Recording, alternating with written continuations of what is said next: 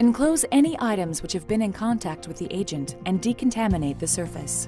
All containers and equipment should be surface decontaminated and removed from the cabinet when work is completed.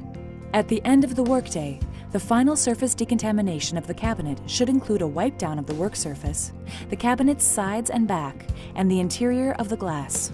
If necessary, the cabinet should also be monitored for radioactivity and decontaminated when necessary. Any spilled fluid and disinfectant solution on the work surface should be absorbed with paper towels and discarded into a biohazard bag. The drain pan should be emptied into a collection vessel containing disinfectant. A flexible tube should be attached to the drain valve and be of sufficient length to allow the open end to be submerged in the disinfectant within the collection vessel. This procedure serves to minimize aerosol generation. The drain pan should be flushed with water and the drain tube removed. Allow the cabinet to operate for 5 minutes with no activity in order to purge airborne contaminants from the work area. Thoroughly decontaminate interior work surfaces. 20 to 30 minutes is generally considered an appropriate contact time for decontamination, but this varies with the disinfectant and the microbiological agent. If using a chlorine-type disinfectant, after contact time, wipe down interior surfaces with a 70% alcohol solution to protect stainless steel interiors from corrosion. The cabinet can be turned off and the vertically sliding window closed. If desired, the ultraviolet light may be turned on. Room should never be occupied when the ultraviolet lamp is in use. Vertical sliding window must be closed.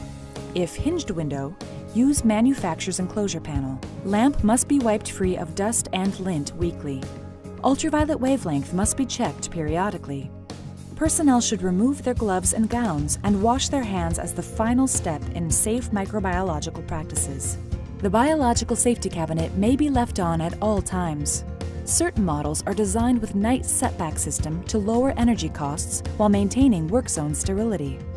An ultraviolet light timer is also available to automatically shut off after set point has been reached. If the cabinet is vented to the outside of the building, both the remote exhaust blower and the internal blower should be left on at all times. Never work in the unit with the ultraviolet light illuminated.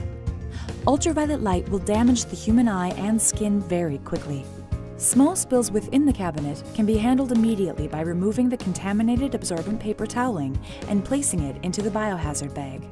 Any splatter onto items within the cabinet, as well as the cabinet interior, should be immediately wiped with a towel dampened with an appropriate disinfectant. Hands should be washed whenever gloves are changed or removed. Perform decontamination steps while the cabinet is operating to prevent the escape of airborne contaminants. Spray or wipe all potentially contaminated walls, work surfaces, and implements with an appropriate disinfectant. Make sure to wear gloves while doing this.